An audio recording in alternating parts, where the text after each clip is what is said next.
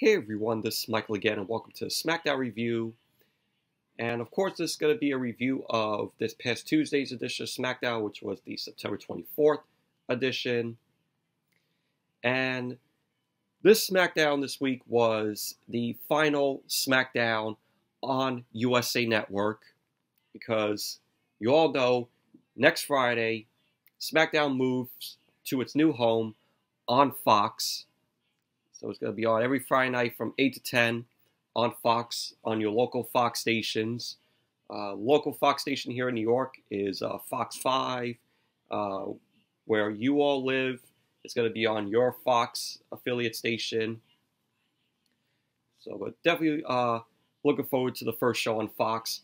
May not be home to watch it live because I will be at Comic-Con, at New York Comic-Con next Friday. So we'll possibly record SmackDown, the first SmackDown show on Fox, and then we'll possibly review it the next day on Saturday. So, but who knows? It may change. You know, I may be home to watch the show, or if not, there will be a review of it on Saturday, next Saturday. So, but definitely looking forward to the first show, the first SmackDown show on Fox. They advertised, of course, Brock Lesnar versus Kofi Kingston for the WWE Championship, which we all know Brock Lesnar is going to win. And it was announced that Stone Cold Steve Austin is going to appear on the first SmackDown show on Fox next week. They said that The Rock was going to make an appearance, but we all know he's possibly going to do like some video shout out.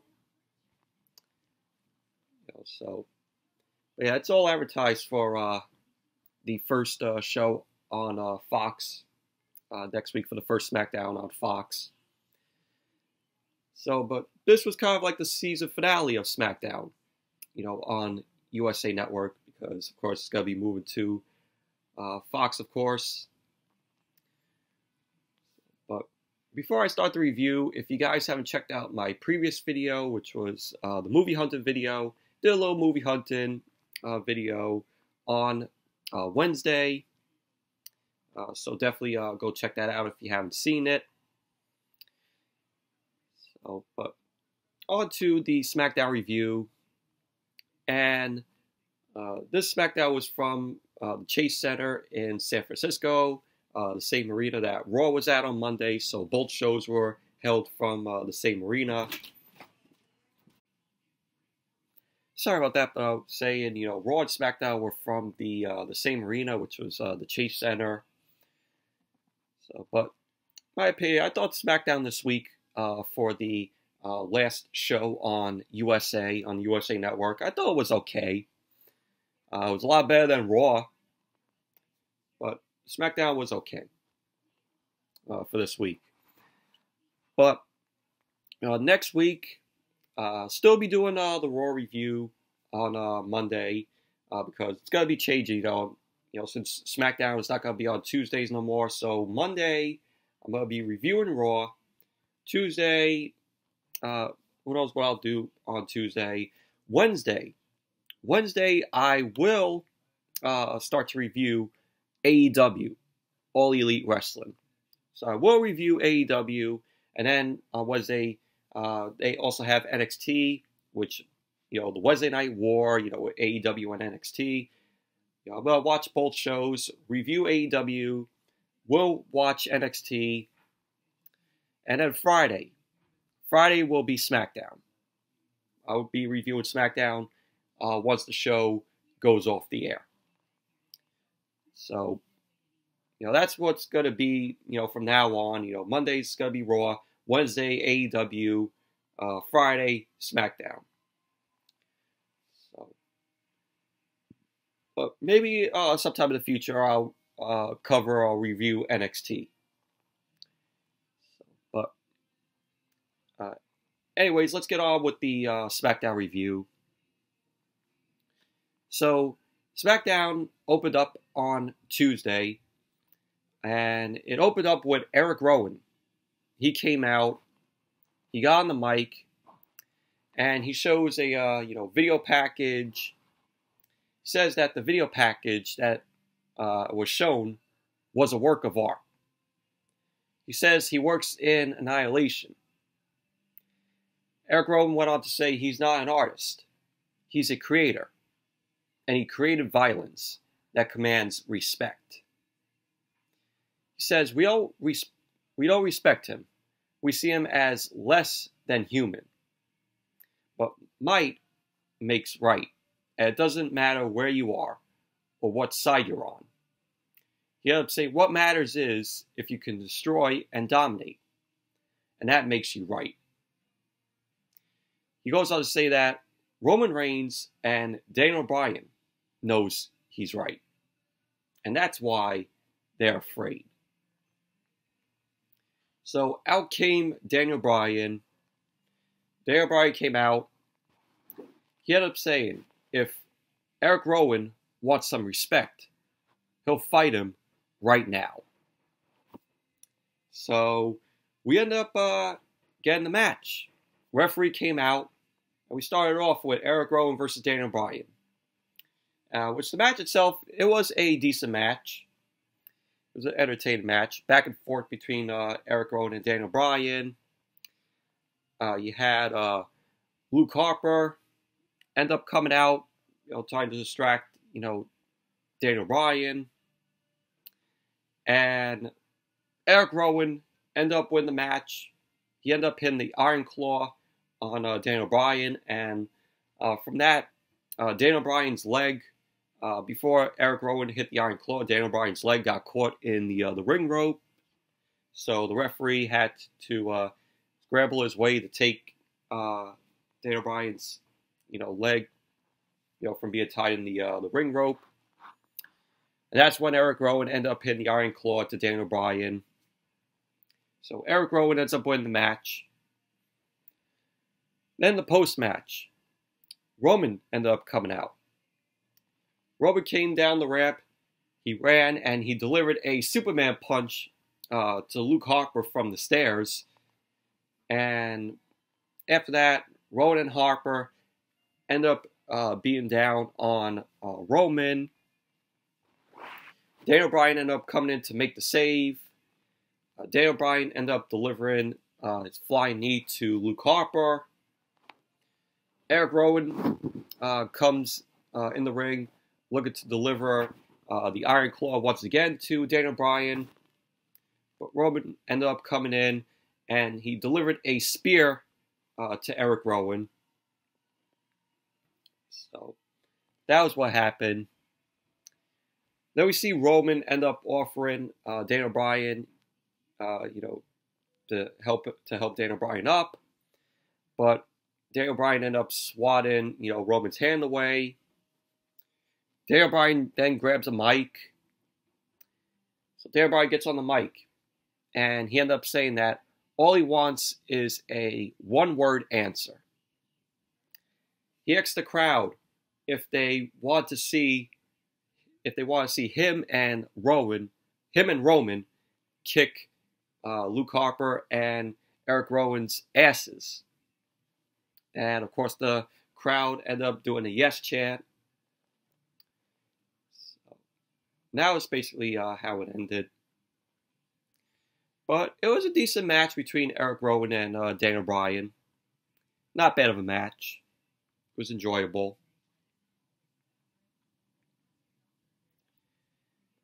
Then after that, we had a sit-down interview with Michael Cole. He was interviewing Kofi Kingston. And this might possibly be the last time we see Kofi Kingston with the WWE Championship around his waist. Because we all know it's going to go to Brock Lesnar. Brock Lesnar, you think WWE is going to make Brock Lesnar lose on next Friday, on SmackDown? The answer is no. We're going to be looking at Brock Lesnar as the new WWE Champion next Friday on SmackDown. So, Kofi Kingston, says, when he became WWE Champion, he promised to be a fighting champion. He ends up saying that Brock Lesnar is just another champion. Kofi says he doesn't think you can prepare he doesn't think you could prepare for Brock. But he says he'll tell you he thinks he's at the top of his game. And he's beating everybody. From Samoa Joe to Daniel Bryan. And, you know, among others that fought. And he says he always feels pressure. Always trying to be the best champion he can be. That's what Kofi was saying. And he says he feels like this is an amazing opportunity for WWE and for SmackDown on Fox for him to be at the forefront of it all. And he ends up saying, people think Brock's going to come in and have his way. But he's worked too long and too hard to let go of the title just yet. So that was the sit-down interview with Kofi. That was okay sit-down interview with Kofi. You know, of him going into this match next week with Brock Lesnar for the title, for the WWE Championship. You know, the title's going to be on the line. And to me, this is going to be Kofi Kingston's Hell in a Cell kind of match. You know, since Kofi's not on the Hell in a Cell card, this is what WWE is going to give us, you know, on SmackDown next week. So, but knowing you know, Kofi Kingston and Brock Lesnar, you know, it's going to make me think of what happened at Beast in the East, or that pay-per-view on the WWE Network, where Brock Lesnar took out Kofi and you know, the rest of the New Day. It's going to remind me of that.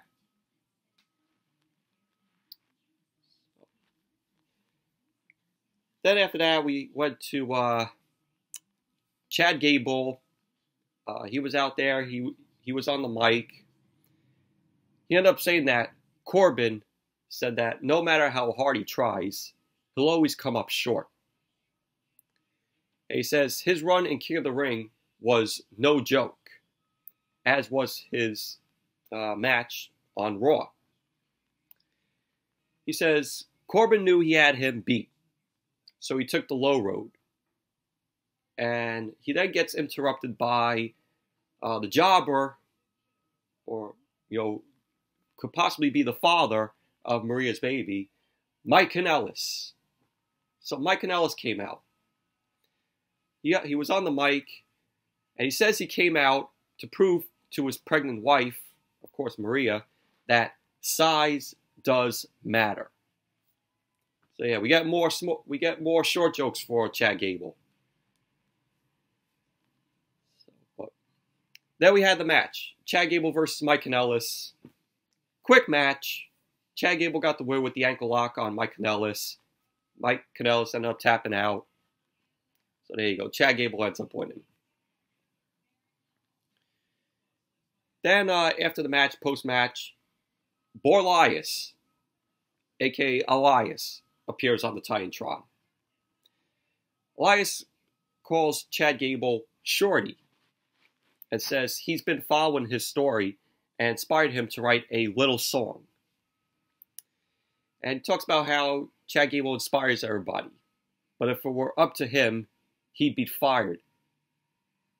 And, you know, he's continuing to make short jokes. He was referencing Randy Newman's song, you know, Short People, which is a good song. So, that was that. It looks like now we're going to get Chad Gable versus Elias soon. Boy, Chad Gable's going to possibly win that. He's going to beat Borlias.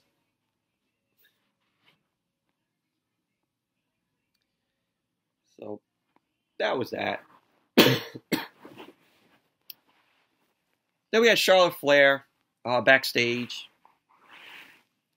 She was asking R-Truth if he's seen Carmella.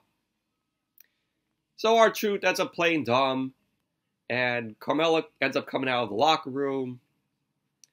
Charlotte ends up congratulating Carmella on her win of the Jobber Ninja Turtle 24/7 title. garbage ass title. And she says she best be focused on their tag team match tonight. So Carmella says this isn't the Bayley she knows, but tonight she's gonna show her what's up, because Charlotte and Carmella ended up teaming up to take on Sasha and Bayley. So basically that was that. Then we had the match, Bayley and Sasha versus Charlotte and Carmella, which was, an okay women's tag match. Bayley and Sasha, they end up working together, of course. And Bayley and Sasha ended up winning the match. We had Sasha end up locking in the bank statement on Carmella. Carmella ended up tapping out, so Bayley and Sasha won the match. And we had a point where Bayley and Carmella were going at it. And, you all know Bayley and Carmella, best friends. But they end up, working on each other in this match.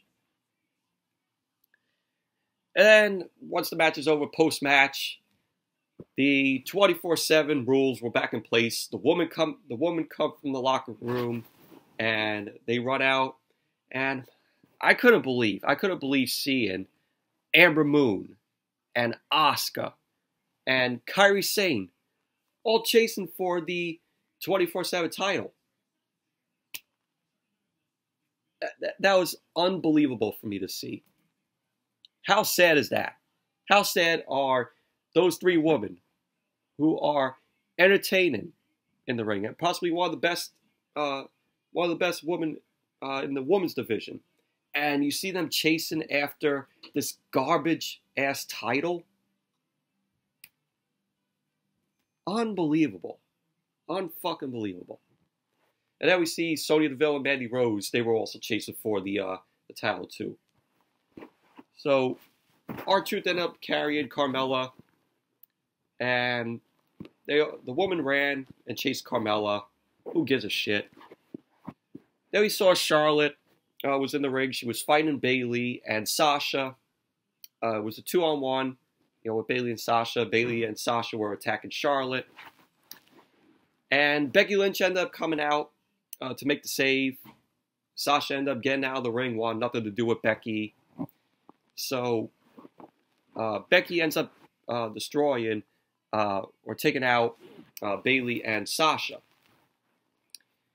She sends a exploder to Bayley, and then Sasha is locked into this armor from Becky, but Bayley ended up making the save for Sasha. So that was that. But overall, it was an okay women's tag team match between Bayley and Sasha and Charlotte and Carmella. Oh, man. Then we had Shinsuke Nakamura versus Mustafa Ali. Mustafa Ali made his entrance. Then Sami Zayn ended up coming out, introducing his guy, Shinsuke Nakamura. So, the match itself, it was, pretty decent match between the both of them. Mustafa Ali, very entertaining here. There was actually a point in the match where Mustafa Ali did a suicide dive. And it looked, very brutal, where suicide dive was supposed to go like that. Mustafa Ali ended up going like that. It was a really brutal suicide dive. And one point at the end of the match where this is where Mustafa Ali, I thought, was stupid right here. Because he was on the ring apron. Sami Zayn is distracted him. Mustafa Ali was like, "Oh, I'm sick of you annoying, or distracting me." And he runs after Sami Zayn. Sami Zayn goes in the ring. Mustafa Ali ends up coming back into the ring, only for Nakamura to hit the Kinshasa to Mustafa Ali and win the match. How fucking dumb is that? How fucking dumb did they make Mustafa Ali do that? Absolutely fucking dumb. So Nakamura wins with the Kinshasa. Overall, it was a decent match, in my opinion. Now we have a match that was worthless, in my opinion. This match should not have been on SmackDown. It should have been left off the show. It was the New Day versus the B Team, Curtis Axel, Bo Dallas. What more can I say? That it was a worthless match that should not have been on the show. The New Day got the win. The midnight hour. They hit the midnight hour on Bo Dallas. That was that. New Day wins. Moving on. We saw Mandy Rose was backstage. She was with Sonya Deville.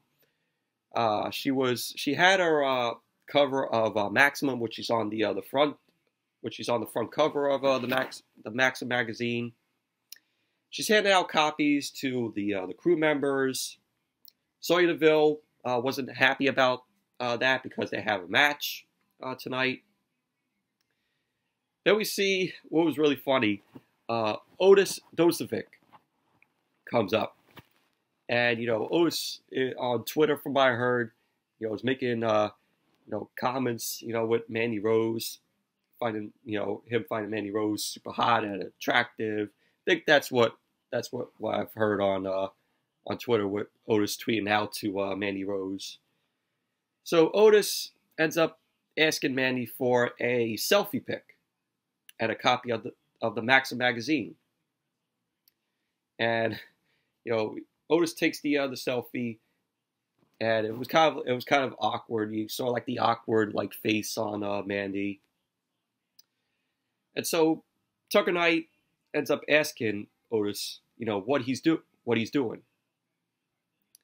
And Tucker ends up realizing that, and they end up, liking it. It was funny though. Heavy Machinery, said it before, one of my favorite tag teams. They're a very entertaining tag team, and I think they should get another shot at the tag team titles, because I think they would make a entertaining. If they were tag team champions, they would be very entertaining with the titles on them. Then we had Sonya Deville and Mandy Rose versus, oh my God, they're back in the match. They haven't had a match in God knows when. We saw them earlier in the night chasing the Jobber Ninja Turtle 24/7 title. And those two are Kairi Sane and Asuka. So this was another women's tag team match, and Paige wasn't there because Paige was the manager for Kairi Sane and Asuka. Eventually, of course, she wasn't there. So the match, to me, it was a decent women's match. Kairi Sane and Asuka end up getting the win. Kairi ended up hitting the insane elbow where she goes to the top. She hits that elbow. She hit it on Mandy Rose, pinned Mandy, and so Kairi and Asuka end up winning the match. Overall, it was a decent women's tag team match. Then we had the main event. Shane McMahon came out. He was with lawyers. So Kevin Owens ends up calling out Kevin Owens to the ring. Kevin Owens comes out, and he gets in the ring. Shane ends up introducing Kevin Owens to his legal team. And he ends up telling Kevin Owens that they've been going over his wrongful termination lawsuit, and that he has a proposition for him. And Shane ends up saying option one is Shane to keep Kevin Owens in court for years and make him spend millions of dollars out of his own pocket with no job, no appeal, appeal after appeal after appeal. So that was the first option that Shane ended up telling Kevin Owens. He ends up saying there's a second option. Option 2 is that Kevin Owens drops the lawsuit and Shane reinstates him on the spot.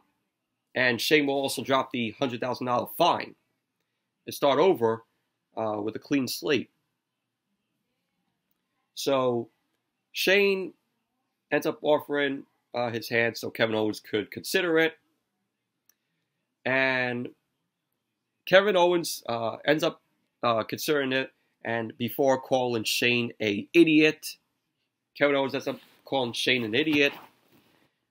And Shane didn't get it. He says this lawsuit stuff, the thought of the courtroom and lawyers, makes him sick. And the only thing that makes him sicker is the thought of Shane in the locker room, because Shane doesn't belong there. And Kevin Owens says he can't stand the thought of ever being in the same locker room with him. And that's what the suit is about. It's not about the money. He says it's about getting under Shane's skin and getting what everyone's wanted for so long. And that's to see Shane get his ass fired. So Kevin Owens makes one final match. And the match is, if Shane ends up winning, he gets what he wants. Kevin Owens gets what he wants. Well, let me rephrase that.